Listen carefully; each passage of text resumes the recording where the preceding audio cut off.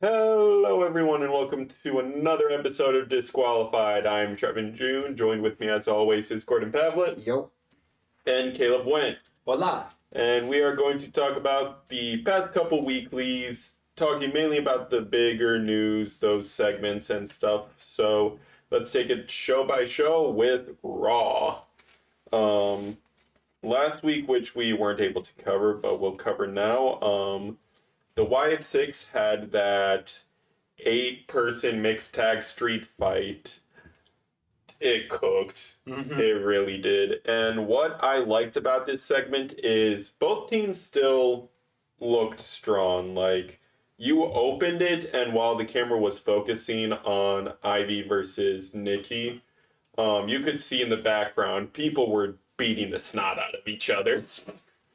Like, both teams had advantages in different 1v1s, and it was a huge mess, but not without some cool moments once things get settled down, like America Made chucking things on Eric Rowan just for him to escape from it, break the barricade, and use it as a battering ram to toss around some homies. Yeah, he's definitely a big, strong guy for sure. He's been one of my favorites since I've ever seen him.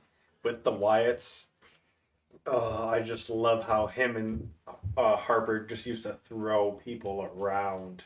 And he still did some throwing. Yeah, but we got to see more of the tag circuit side of Joe Gacy and Dexter Loomis, of them not only tossing their opponents around, but tossing each other around at their opponents. I love it so much. It's such innovative offense. It is. Just because it's Loomis that gets tossed around and power bombed onto the opponent, right? I want to know what that conversation was like, if it was his idea or Gacy's idea, to be like, what if I was the one who got power bombed on a Do homie? you think that hurts as much still, or hurts more? I think it hurts more. I'd like to think so. Mainly Yeah. because you're landing on someone and you can't fake gravity. But to be fair, the person slammed. the person who's getting landed on probably experiences a decent bit of pain. Oh, yeah. Centrifugal force, Newton's law, and everything like that. Oh, we can test it out. If this video gets 20 likes, they're doing it. Does that? So who's power bombing who on who? I know I can lift you up. So does that mean I'm landing on you? No, you're landing on Zach. I'm recording it. I mean, our chop challenge. No, I was kidding. Our chop off champion could probably take it. I don't want to hurt him though. Behind camera, he's saluting like a freaking space marine. I can do it, Captain. Hi, Captain. Yeah. But another thing I want to comment on is, before we get to the ending, which leading up to that ending, Nikki freaking suplexes Gable. Like, it was so, like, nonchalantly, too, like, Gable had someone in an ankle lock, and Nikki just pops up out of nowhere, just yeet. Well, Gable better get Otis back and so he can slam her. Yeah. But the match ends with the Wyatts going over, and another thing I want to comment on is they all had smiles on their faces when the camera was turned to them. Like, Yeah, that's them, man. Seeing- Creepy. seeing the no, not even a creepy smile, but a smile of pride and knowing they're doing good. Like the crowd reactions, just knowing that they're carry on the legacy of people we have lost. It's like it cut to commercial. No, it didn't cut to commercial. It did cut to an ad reel though after this, and like I started tearing up just seeing just how happy and proud they all were of how well they're doing with this group. Yeah, this group is amazing, and with the possibility of them adding Alexa, that is just going to be Yes. even better. Which Alexa. Bliss. yes, Okay, because okay. in this past week they weren't there in stadium, but they had a QR code reveal promo where if you scan the QR code, it gave 2 poems if you put in a certain password. One was referring to a female wrestler, heavily hinted at Alexa Bliss, eventually joining the Wyatt Six, and another one hinted at them being protectors over a male wrestler on the roster currently. which a bunch of people are speculating is they're going to be bodyguards for Braun Strowman at one point. What if they're protecting Jay?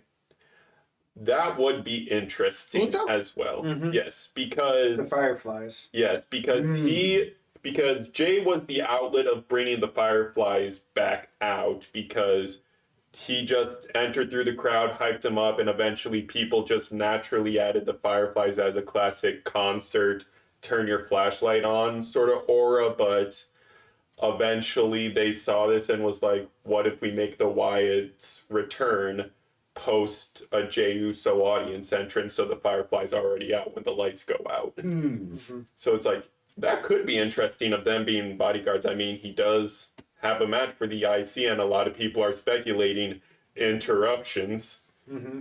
I think Roman will help him if someone tries to interrupt. That'd be interesting to see. They do need to eventually push him towards the bloodline story if... Both him and Sammy, so they need to figure out how they're going to do that. Yeah. It'd be interesting. We're not in creative, we can only hope, but again, Raw is cooking. But speaking of Jay, he is your number one contender for the IC title, as we mentioned, and his promo work we've had off-camera conversations about. Oh, this man, the right hand to the tribal chief, he is cooking on the mic. Whatever Braun Breaker said, he reawakened a monster that no one wanted back. Well, some people, audience want back, but in terms of the destruction he caused on the roster, we don't want him back. Yeah, he said, like, hey, let's not make this short and sweet like your NFL career. Roasted the crap out of Breaker.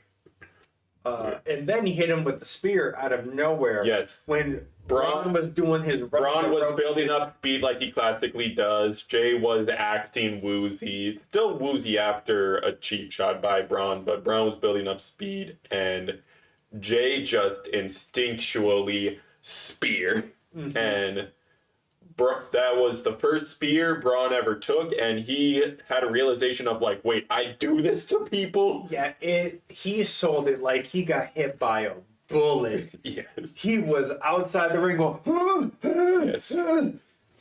He did that all around the outside of the ring. So that being said, do you think Uso would take it? So here's the thing. They've booked themselves into a corner, I think. Because you don't want to stop Braun Breaker's momentum. But this is also one of the last shots that Jay really has at a championship, in my opinion. Mm-hmm. But here's the comments I also made off camera is I'm in a similar boat as when Jay fought Gunther, where no interruptions, Jay's taking it. Interruptions, switches it to a 50-50, I feel like. And that's mainly just due to, I think it's going to be the Judgment Day that interrupts, and they're going to cost him the match. Yes. Unless Damian and Rhea come out to help. Yep. It was It was also hinted Ilya might be a new Judgment Day target because Judgment Day's trying to look strong. Who better to try to make an enemy of to look strong than the Mad Dragon? Oh, that's a bad idea. Please give me Ilya versus Dominic. I want to see Dominic get murdered on TV. I want to see Dominic whoop some ass. Dominic's not whooping Ilya's ass. They're getting new shots in. Yes, Dominic has been putting on stellar matches of recent, ever since the Judgment Day realignment. He's been putting on stellar matches before then. He's been putting on stellar matches since the age of 8. Yeah. Oh, not the custody of Dominic ladder match. He tried to push over the ladder. He said, yes, but and then Eddie looked down. He said, no. But speaking of Judgment Day, they are still trying to keep the Terror Twins down, with Finn challenging Damian to a one-on-one at Bad Blood. Rhea claiming since she pinned Liv in the mixed tag match that gives her a decent reasoning to be the number one contender still. So they have a match at Bad Blood, but This is on SmackDown, right? Or is it Raw. Raw? Okay. And EO is on Raw? yes. EO should be number one contender. Well, we'll get to EO later. Yeah, we'll get but to some EO. I'm sorry. Yes. You said Rhea believes she should be the number one. No, Rhea got to get that out of her head. She's number 2 right Well, now. he did just pin the women's champion. Yeah. EO could do the same. Well, EO is in a different rivalry right now, but Rhea continues to cook with promos of she was talking about how bummed Judgment Day is, and on this past week, she didn't even mention JD McDonough or Carlito by name as well. She do not care, and that brings me to a topic of how this current Judgment Day has been acting. They're trying to look strong. They are absolute punching bags, especially JD and Carlito. Like, Carlito hasn't even had a match since this Judgment Day realignment, but every time he goes towards the ring, he gets knocked the F out. I mean, I'd love to see him in like a tag team match, but a solo match, I kind of don't really. I should correct myself. He has been in some tag matches, like 6 and 8 man tag matches, but like that's different. Than... yes, but every time like he's on ringside or even in those tag matches, he's getting tossed around like a rag doll. I mean, I love him. Same with JD, who is one half of the tag champions as well. So it's like They're the punching bags. they are. That's okay. That is. Someone has to fill that role on the roster. Yeah, and who better than people who the audience was already enjoying being punching bags? Nah. Our cameraman's pointing at himself for when we play WWE 2K, but Oh no, you're the punching bag in that bag. oh, I absolutely No, know he's that. the choking bag. Because they know once I get a bar for a spear in that game, I'm going for it. Yep. Your super kick and your spear. That's all you do. Not all I do. Decent bit of what I do, but Okay.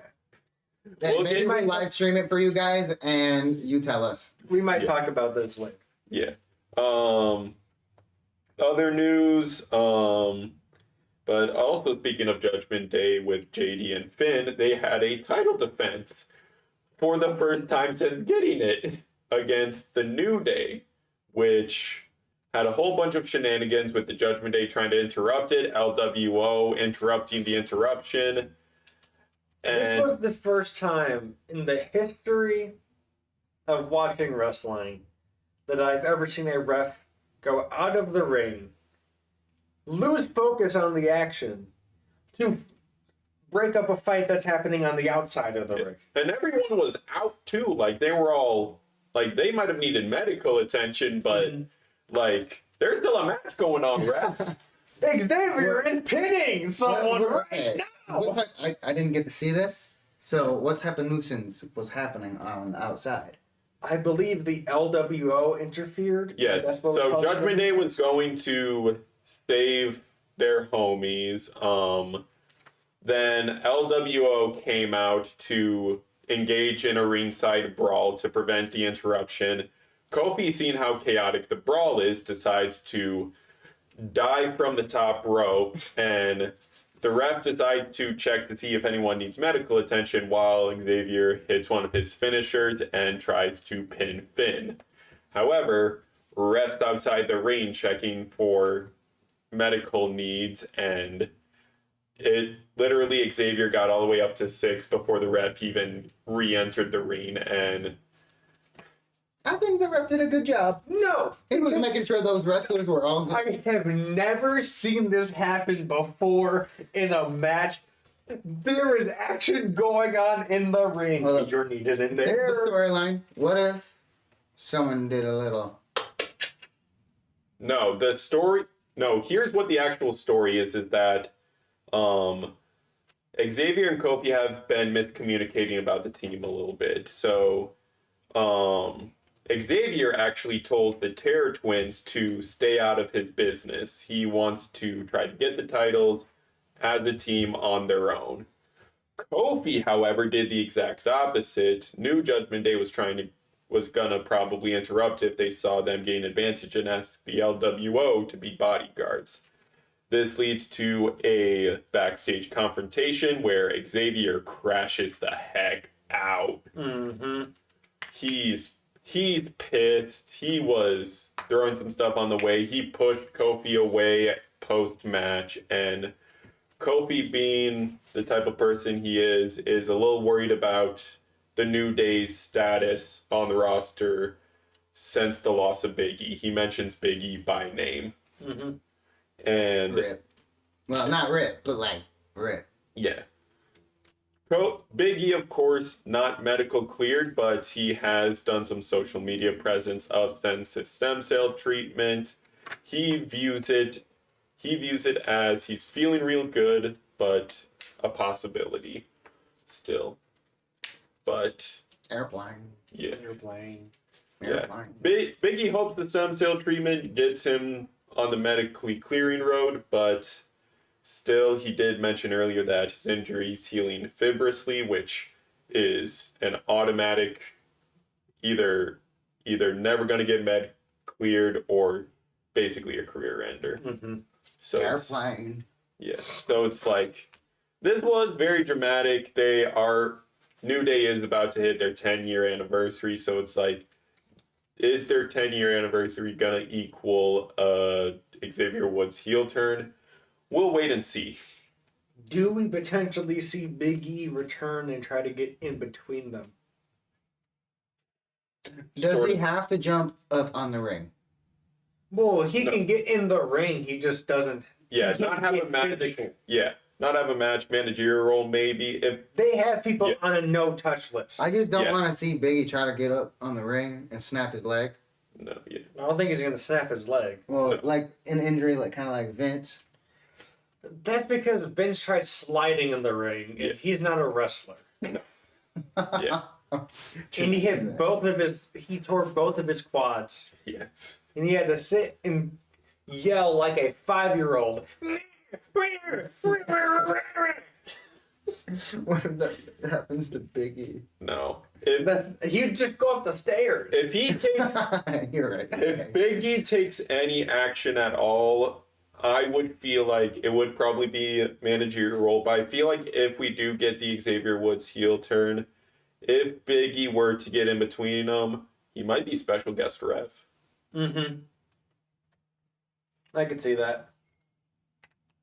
Yeah, because Biggie still is involved in WWE. We've seen him on the analyst board in the pre-shows. We've seen him as special guest commentator. I mean, just mark off special guest ref from that list if this happens. Mm-hmm. Yeah, but those are, I guess, two more big themes on Raw. Gunther is still refusing the challenge from Sami Zayn. Bret Hart calls him a coward 2 weeks ago. This week, Sammy does classic Sammy maneuver of like prod Lubick for like, hey, turn on your buddy. Mm-hmm. You could be a solo star. We've seen your work. You don't need him. Classic Sami Zayn, but Gunther's still saying no to the challenge. I mean, he doesn't really have to at this point, but that stain on his record is there. Yes, and that's the thing about his current run is that his past title defenses have been. And lastly for Raw, something I discussed with Caleb a bit. We got Bianca versus Io for free. Yeah, they gave us a little treat Yeah. on Raw. They said, you guys have been good fans. Yeah, this match cooked, but it just reminded me that I do want these stars on the single circuit. I am not the biggest fan of Jade and Bianca on the tag circuit. I will not lie.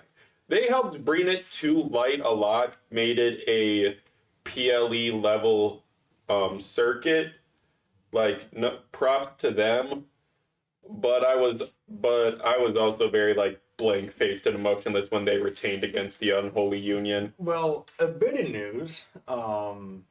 The WWE are making women's mid-card titles.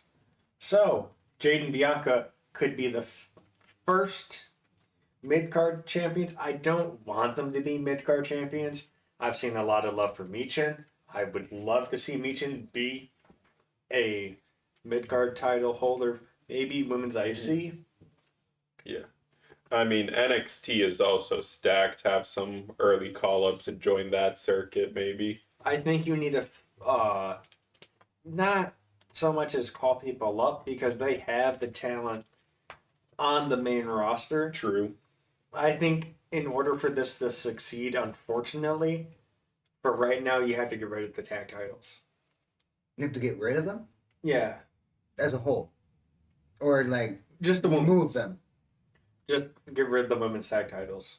because there's just not enough tag competition. There's not enough, and what there is, most people are injured. Dakota Kai is injured. Asuka's injured, so that takes two people out of damage control. And it's all the women's tag circuit isn't that big also. That's why it's an all three brand floating title, I feel like, is that we just don't have that many people on that style of circuit in the company.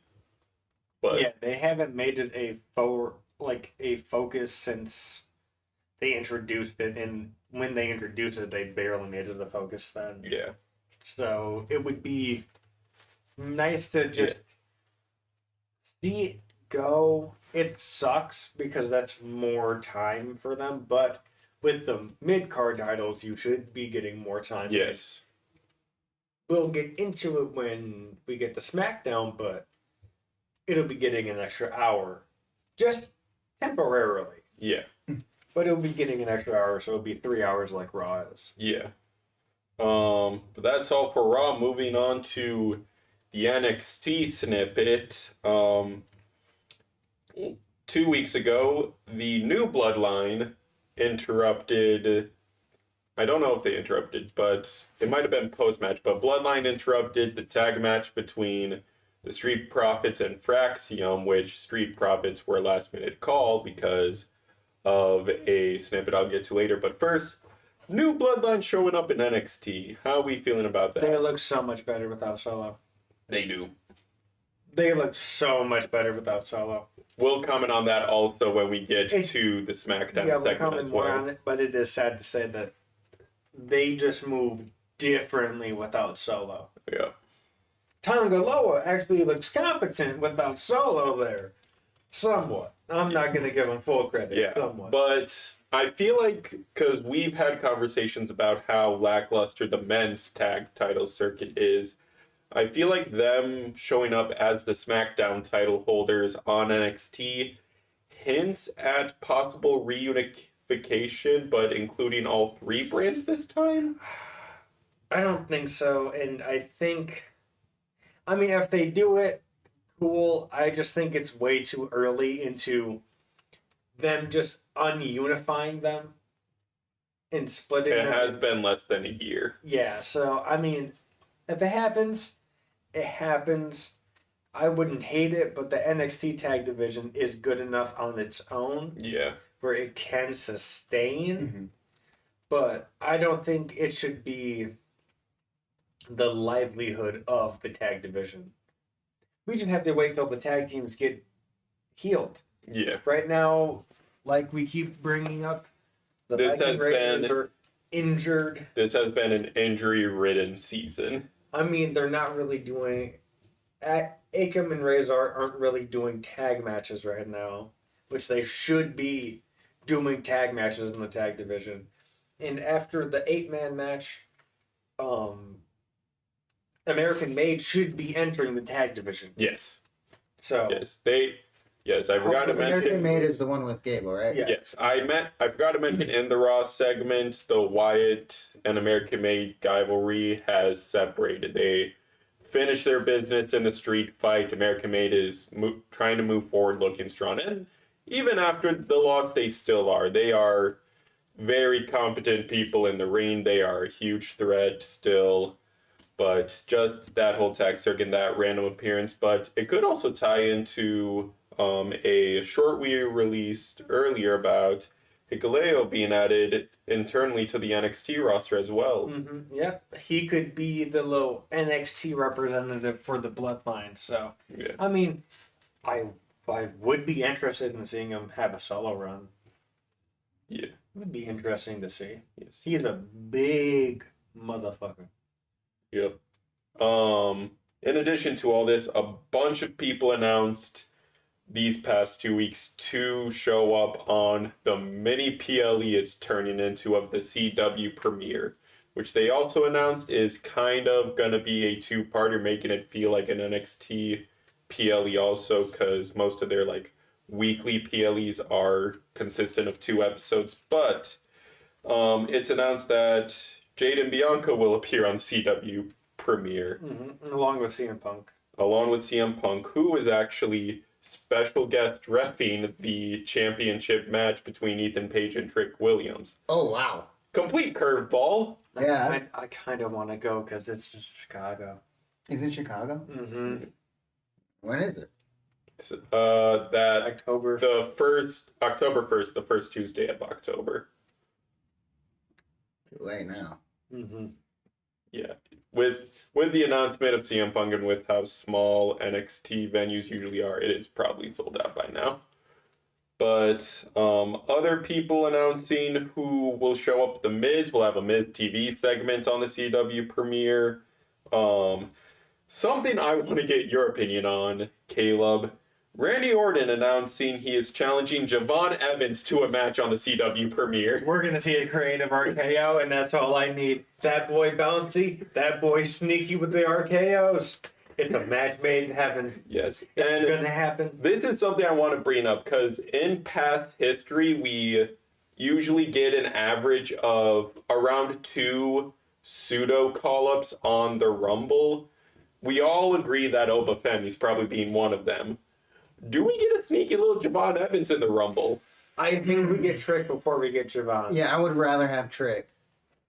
It's not any discredit against Javon. I would just like to see him with some gold in NXT. Yep. Something. Yeah. We Fair. see Trick have the goal, But and he's definitely good enough Trick has held both show titles. good shit in the Rumble. Yeah. That's for sure.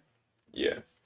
Yeah, a bunch of this CW premiere is looking hot, but speaking of championship matches, also CM Punk comes out to cut an early promo prior to the CW thing, and he gets interrupted by Roxanne, very close friend outside of the business, but she cuts one of the most amazing promos I have ever seen.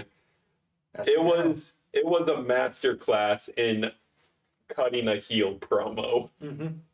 Like, she literally looked Punk dead in the eye, someone who helped train her, someone who she sees as the hero, and says, I should have been a Drew McIntyre fan. Dirty. Damn, dirty. Yeah, and I am a Drew McIntyre fan. Fuck Punk. But I cannot wait for that title match. Wait, Roxanne versus Julia. Yep. Oh, it's going to be so good. Yep. In other big NXT news, bit of smaller segment, Tavion returns to help Charlie Dempsey retain the Heritage Cup, and the week after he had a tag match. Made that faction, while being destructive, is also hilarious because I forget the female in the group, but her asking Charlie like, how do I up myself on this roster? How do I do it? And Charlie just says, shoot your shot, make your moments. Later in the show, she walks up to the women's NA champion and just smacks her in the face. I mean, that's certainly a way to make a comment. So, yeah. And Shut your stuff. Yep. She literally walked up being like, hi, Mr. Dempsey told me to make some moments to get myself out there, so sorry, headphone users, for that smack. That's messed up. Oh, that is beautiful. Yep. Sol Ruka answered Jordan Grace's open challenge. Mm-hmm. but gets interrupted by Wendy Chu and Rosemary. But also speaking of them, they had a tag match against Lyra and Tatum. Lyra and Tatum going over Jason and Tatum? No, I'm just spitting. no, Tatum Paxley, sorry. But I just find the dynamic of Lyra and Tatum Paxley hilarious. Mm-hmm. It is so fun to watch. Just Tatum Paxley being her crazy self and Lyra just her facial expressions are also hilarious. But speaking of Lyra, I also forgot to mention the Raw segment. Natalia returned also. Oh yeah, she did. Yeah. She had 2 matches in 2 weeks, the 6-woman tag and also a solo rerun against Zoe Stark.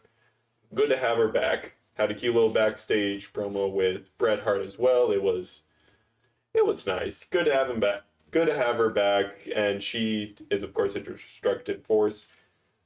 Transition back to NXT. The Ova and Tony D'Angelo rivalry still going. So he brought in Hammerstone from TNA, and Yep. Hammerstone was throwing Obafemi around, But Oba threw harder. which was a first for Oba. He was like, oh. I'm getting tossed around. Uh-huh. And then Hammerstone, after losing that match, challenged Tony to a match.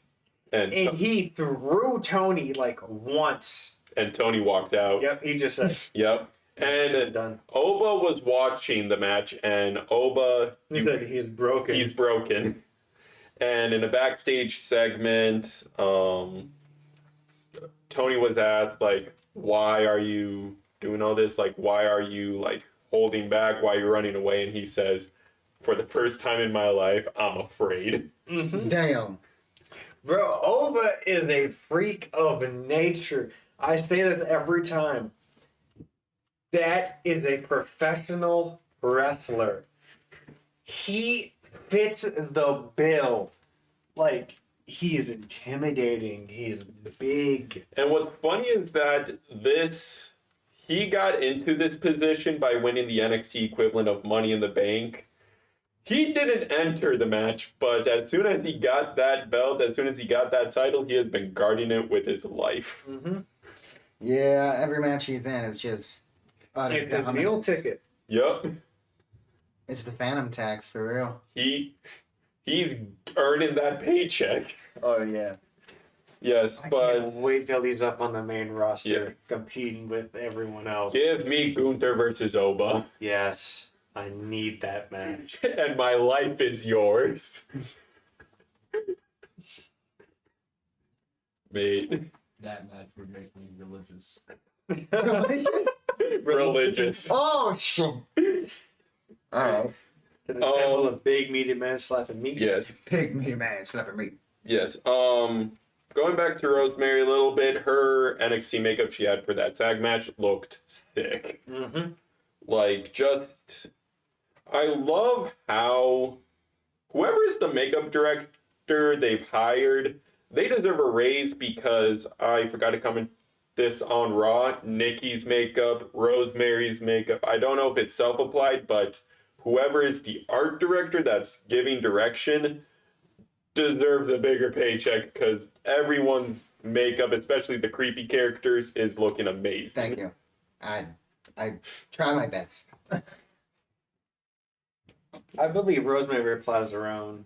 Yeah, probably, but whoever is the art director of either approving it or giving some tidbits. That's me. Oh, Thank a you. little bit of other face paint related shenanigans. Jeff Hardy did a tribute to the Fiend, He did. TNA, Yeah, at the recent taping, so we're gonna see that soon. yeah, and I believe it was also in the area where the Fiend has his last match, where Bray has his last match. yeah, Mm. yeah. But WWE.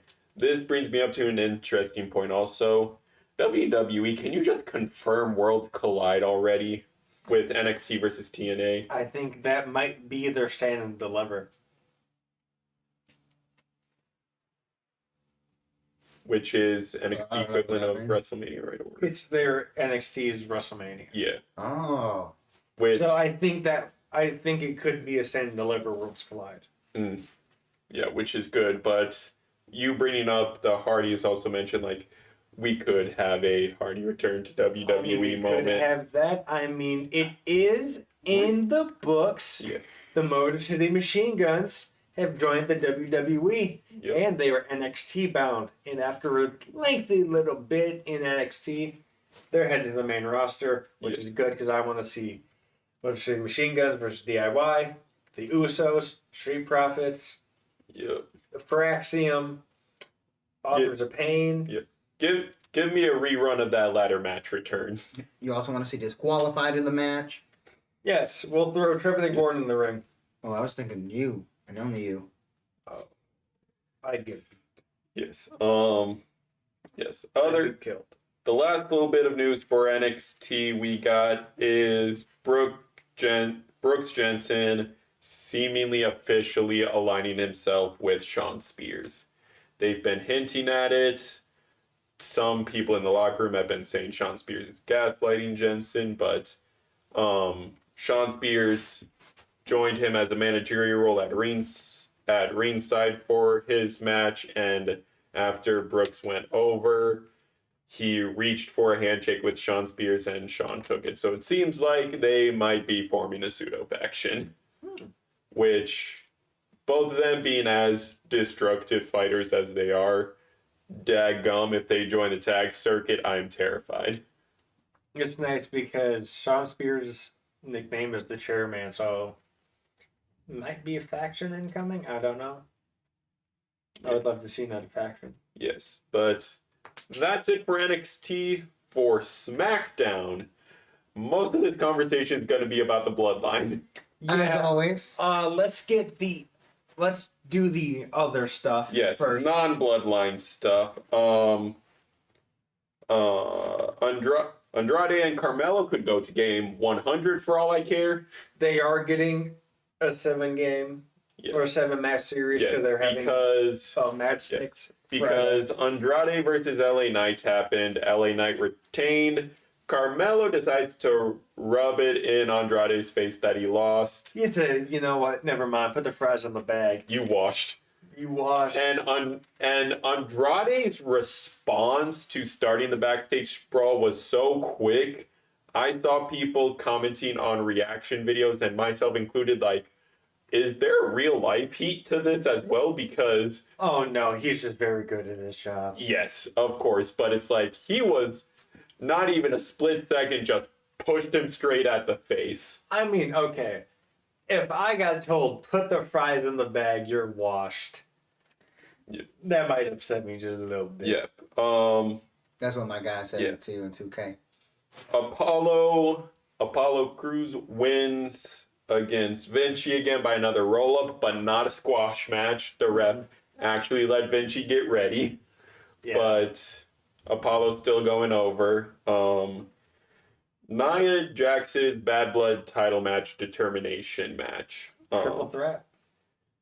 Not quite. Bailey and Naomi both got a pin on Nia. Nick Aldis decided only one could go to Bad Blood, so this next upcoming Friday, Bailey and Naomi are 1v1ing for that title shot.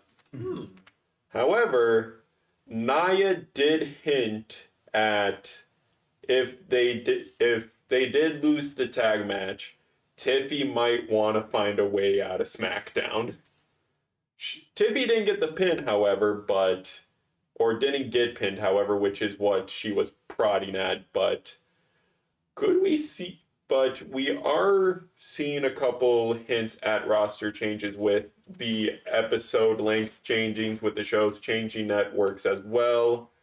Could we see Tiffy move to Raw and enter those rivalries? Well, the thing is, with the Money in the Bank, it's any championship. Yep. It's not brand specific. Yeah. So, it just has to be at a PLE. I could see her taking it from Liv Yeah. At Bad Blood or later down the line? later down the line. Yeah, probably. Because I don't know if I see Liv retaining. I'm kind of 50-50 on that match still. But with Liv after this, I don't see where it's gonna go. Yeah. And they're also talking about Charlotte might be coming back soon. Oh, Looking at Tiffany versus Charlotte. Yes. It would. That's scary. I feel like whoever retains or whoever gets the belt at Bad Blood, whether Liv retains or Rhea takes it back, any rivalry with Tiffy they might have because of a surprise cash in on the Raw roster would be interesting. I still feel like, And I think her moving over would freshen up the Raw roster. I Yes. mean, Natalia freshens it up a bit, yeah, but adding Tiffany over there freshens it up a whole lot. But we don't know if SmackDown is going to let her go over there because she is a big part of their branding. yeah. I mean, the person she's dating is also on Raw and Ludwig Kaiser as well. So it's like they do have a pseudo business thing of try to keep couples together for the sake of ease as well. But who knows? Who knows? Fantasy booking dot whatever. But that's all mainly for the non-bloodline stuff. Moving on to the bloodline stuff. The steel cage match. It gets interesting. Solo's best match. Yep. But the fun stuff happened after Cody took the pin. I mean, Cody did hit a Cody cutter from the top of the cage, which was sick. But what happened after the pinfall? Jacob Fatu. The bloodline scaled the cage like a pack of dogs. Yeah. And Jacob Fatu. Performers, man. Jacob Fatu went on another tear of destroying Cody, moonsaulting him from the top rope, and then Solo's like, nah, give him one more from the top of the cage. And as he was going up, But Roman enters the scene. The Tongans is what the group calls them. The Tongans go out to try to intercept him, decks them out of the way, gets in, opens the door, walks into the ring, stares both Solo and Jacob in the eyes, and just closes it. oh, it was such a good segment to watch. Yep. The stare downs, and the fun thing is, while Roman was walking down the ramp, he wasn't staring at the Tongans. He wasn't even staring at Solo. He was making eye contact with Jacob, who was still on top of the cage. I cannot wait for that match. They keep teasing it. Yep. Well, they're gonna be face to face in the tag match, which we'll get to later, but that's stare down. And then, of course, the brawl happens. They go at each other. Cody and Roman stay on top. Are we good? Okay. Cody and Roman stay on top. They win the brawl, but Solo and Jacob approach Nick Aldis and ask for a contract for a tag match. But with Roman and Cody being their opponents. Cody says he's done with the bloodline business, but later in the show, because of them keep dragging him in, he signs the contract, which I know you all have opinions about. I hate it so much. Look, I know you're gonna say you like him in the bloodlines business. Here's my thing. Give us a break. Please. Yes. I don't want the break after this. I want the break now. All right. However, it's not that I just like it or him being there. As long as he is champion, he will need to be in there because that bloodline group is going after the gold. As long as he has gold, I do want to add to what Gordon just commented, because as someone who's interested in stories, I was looking at why does Cody keep dragging into it? And it's no fault of Cody's creative. It's a little bit fault of how creatively they've handled the bloodline. I backtracked to SummerSlam 2023. Roman Reigns versus Jey Uso. When they were setting up the match at the contract signing, Jay rips it up, admits the gold is second on his mind. He wanted the Ulafala. He wanted the tribal chiefdom. And Roman agrees to it and lays down the belt, but also lays down the Ulafala.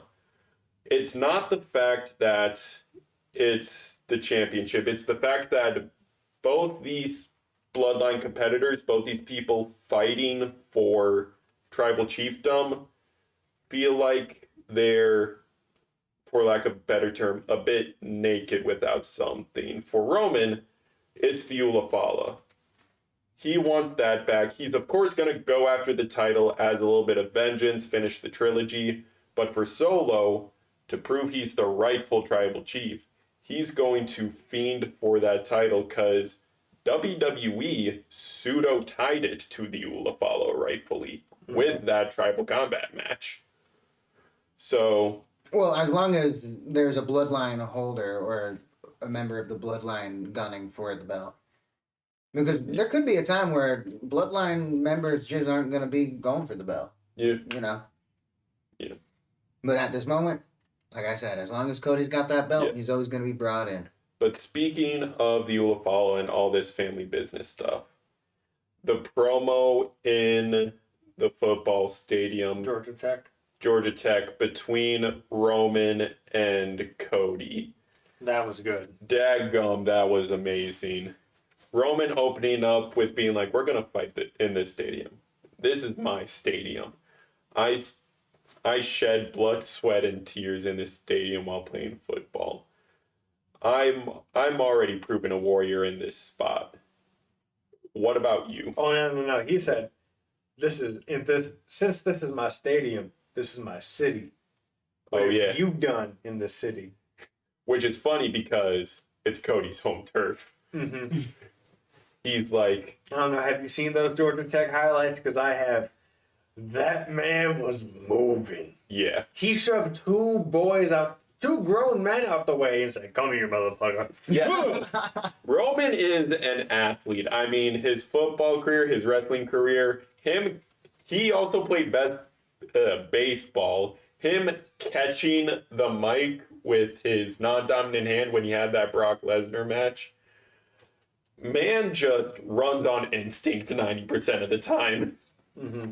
But he said they took Jimmy. They took my wise man. They took my Ulafala. They took my bloodline. I'm a man without a tribe. Mm-hmm. He is going to deliver the wrath of Jesus on these boys. Because he admits he has nothing left to lose. Yeah, he has nothing left to lose. Yes, but Cody has everything to lose. Yes. And Cody counters. So, yeah, Roman says he has nothing left to lose, which fairly is true. Yeah. Yes, he has lost basically everything that decently made him relevant in that 1,300 plus day reign. Mm-hmm. Like Jimmy being a member of the family, his belt, his wise man. But Bloodline in general. yeah, bloodline in general. But Cody counters with, him trying to chalk up to a champion of the people level thing. I mean, earlier in the segment, he did bring up, like, when Roman said, this is my stadium, he pointed out different landmarks near the stadium and says, this is my hometown. I'm fighting for this company in my own hometown to make sure that your family doesn't destroy everything that's been built. Mm-hmm. Cody, Facts. yeah. Cody's just asking Roman to have his back. Yeah. And I mean, he agrees to it, yeah. but not before Cody goes to cut him off Yep. like a dickhead. Who was the one who showed up with 7 cars? Okay, he showed up with 7 cars. That is true. Wait, Roman showed up with 7? Yep. Yeah. Oh, loud. 7 cars. Yep. But yeah, a lot of people pointed to this promo and said we're seeing a little bit of heel Cody. We're seeing a little bit of what people are kind of calling Homelander Cody. Well, I think the Cultaholic boys put it best and they said that they think that when it comes to Roman, that he's going to be a face against the bloodline, but a heel against everyone else. That makes sense. Which, I like it. Mhm. It sounds dope because Roman Reigns is just that bad dude, you know? He's a bad man. Yeah, because even Cody for being a heel in some other people's eyes, it's like that is an interesting point because I commented on this before we even started the podcast back in WrestleMania 40 season of you have Cody finish his story, then what? Yeah. Because we're seeing a lot of that now with some of these feuds he has. It's just still waiting on that, and then what? I think I have an idea of then what. People are going to be like, you won it once. That's all you are. A one-hit wonder. He'll get a second, and then he's done. He's won other titles. It's the thing. It's just that this world's title was the title his father didn't win. So it's like It's prestigious. complete the legacy, yeah. And it's I just think it sucks that the dude that the whole thing was finishing his story and getting the title hasn't had that many solo defenses. He's gonna hold it for a whole year. Yeah, I was looking at this. He's defended it, I think, twice on weekly shows, and then he has missed a couple PLE defenses because of tag matches involving the bloodline. But yeah, Well, he's still in the middle of his story, actually, I think. No, he is. I'm just upset that the bloodline is such a big roadblock in this story. Because I think in Atlanta, I get that it's the old school booking type thing to have a big tag team main event. And we still don't know what's going to main event. We don't know if it's going to be the Hell in the Cell. We do. WWE confirmed it's the tag match. Is it the tag match now? Oh, okay. So, yep. Classic old school main event tag match. It's going to be a big spectacle. I would just love for Cody to have a singles match in his hometown because he has the title. Yeah, that's warranted. I just don't know who it would be against at this point. So, with that being said, I guess for right now, this is the best route, unless you turn Kevin Owens heel, but I don't think that's happening yet. I think, yeah. And I don't think it's happening at this point. I don't think Kevin's turning heel. They keep teasing at it, but I just don't think it's happening for a decent bit. Like, they keep teasing at it. The way I view Kevin Owens, especially of recency being on SmackDown, he is the sort of Deadpool-esque guy of WWE because he's semi-breaking the fourth wall in certain segments. Mm-hmm. He's calling people out. He's pulling a bunch of funnies like this past Friday in his tag match against A-Town. He literally was in A-Town's corner, bumped both of them, went under the ring, did a whole lap to tag Randy in as the legal man. So it's like, yeah, no, he ain't turning heel. He's going to be the anti-hero of the roster, where it's like, we don't like that you're a face, but we like that you're fighting these guys. Well, I think it depends with Owens, because he can turn heel on certain superstars, I think. Yeah. I think everyone right now on the roster, there are certain people that are faces and heels, but I feel like the rest of the roster are just tweeners right now.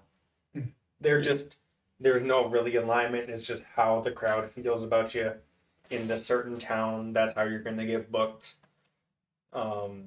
I mean, there's definite roles, but on the screen, it just feels like everyone's a tweener currently. Mm-hmm. I mean, that's also the thing where, like, because everyone sees Roman as a face now since his return.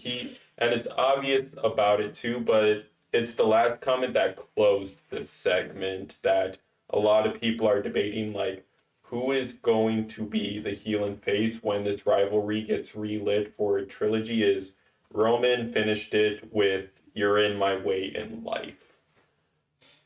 I think Roman is always going to be a heel. And when he returned, I still thought he was a heel. Just because he was messing with some bad dudes doesn't excuse any of the bad decisions he made when he was head. yeah, but that can also be said about Jay. Well, okay, the difference between the two is Jay has proven himself to be a reputable guy now. Mm-hmm. He's backed many people for the sake of good, not for the sake of the head. So you're just saying it's just too early for Roman to Yeah, be so back? he's definitely going to have to just equity, build it up. That's understandable. But until I see more, he's always going to be the heel. That's the thing too, is that since War Games is booked to and is highly looking to be Civil War, he is going to have to be face for the reuniting of the OG bloodline. So In that match, he will definitely be on the face side. yes, I The don't OG bloodline will be the faces. yeah. Oh, when they're fighting? Mhm. Because So it's like he has to show face tendencies and face attitude to reunite those people as well. Not necessarily. I don't think so. As long, like, they're family at the end of the day, like, because they have conveyed, like, very close bonds with each other. All they got to do is realize, hey, like, I'm sorry, guys. Roman just needs to apologize. I mean, I can just give you a face that has dickhead tendencies, and that's LA Knight. Andrade went to go shake his hand, and he said no. Yeah. So, I mean, that's a face that has a dickhead tendencies. You don't have to be a clean white meat baby face. Didn't like Bro do that Roman, to Cena? I think. Yeah.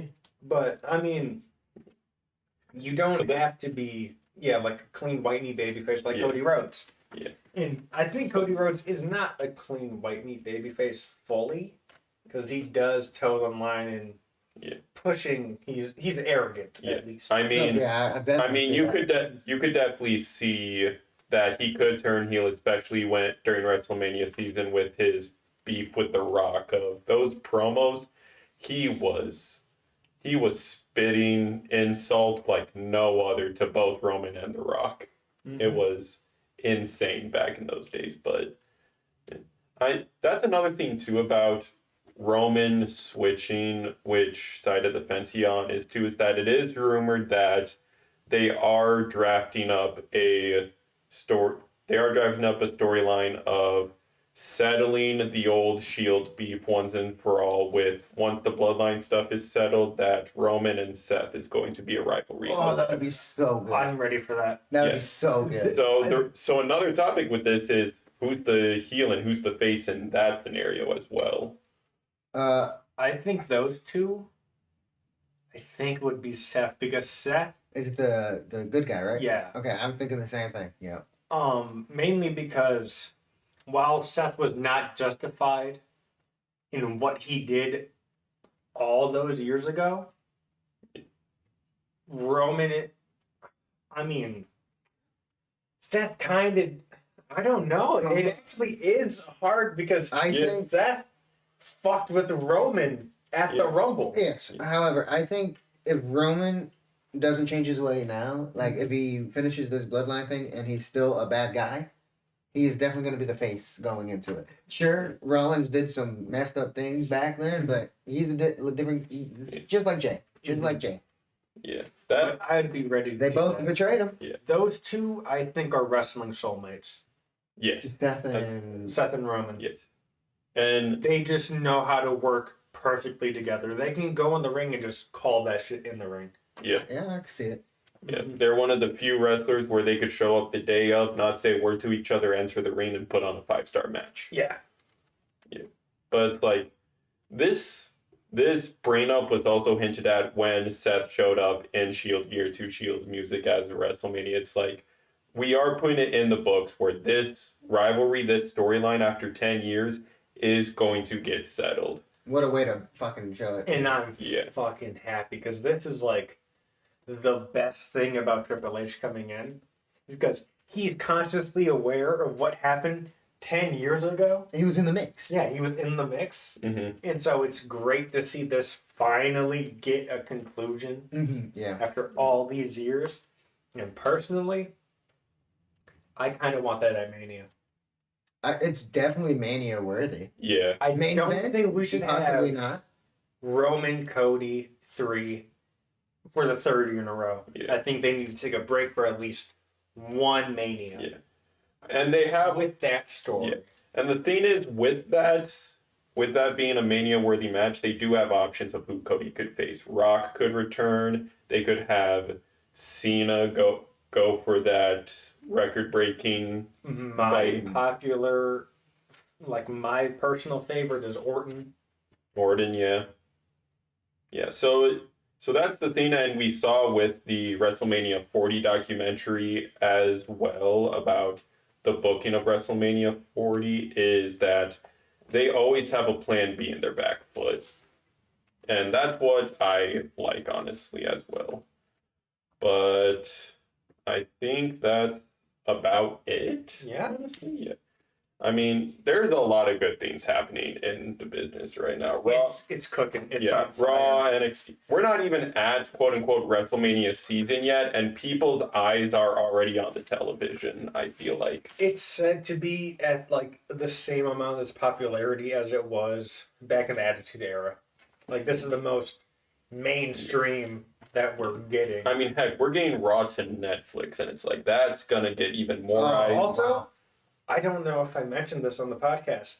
SmackDown, I believe, is going to Netflix right after it airs. Really? Oh, I yeah. think it's going the next They're getting day. the demand. Mhm. On demand or whatever. So Cool. you can just watch that shit whenever, and that's going to be really fucking helpful. Yeah. Yeah. Because Yeah. I Another work first shift. Yes. Another thing with that too is that they have confirmed when Raw moves to Netflix, Raw is even before it's actually starting the first Raw in October, so the Raw after Bad Blood.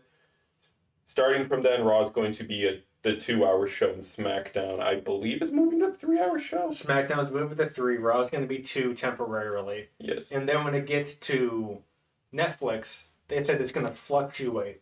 So they can go longer if they want, or they can go shorter if they want, because there is no Yeah. there's no ad. There's no there's no blocks that they have to Yeah. adhere to. They're still going to Like do like a 3-hour show. They still might also do some like picture-in-picture ads just because of sponsorships, but Well, they said because Netflix is also trying to incorporate more ads into their programming. yes, so This there is a discussion for a whole other video. yeah. So, I say we just wrap it up here. Yeah, sweet. We have plenty of other stuff to talk about Yeah. Yeah. in future topics, and I'm Yes. ready to record those videos. Yes. So, I mean, yes. Thank you so much for joining us. We clearly have a lot to discuss. Maybe put in the comments what you wish for us to discuss in future videos, whether they be shorts, full-length podcast episodes, or what have you.